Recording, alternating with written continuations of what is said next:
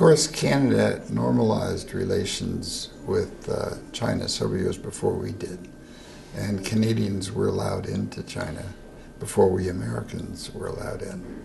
So you had kind of a special relationship. Of course, the Chinese realized that the United States was much stronger, and the Canadian role was partly Canadian-Chinese relations. But in the initial stages, it was also somewhat of a go-between with the United States, so that they could talk to Canadians about Americans and try to deepen their understanding of the big country that they had to deal with.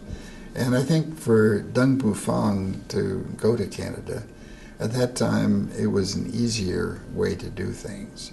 It was the same way in France and Australia, that because Deng had been to France, he felt that in 1974, after speaking to the United Nations, he could go to France, and he did. And the next year he went on an official state visit. It was still far too early to go to the United States, but the window on the West came through Canada, Australia, Singapore, and France. And therefore, I think Canada played a very important role in this, particularly in that initial stage.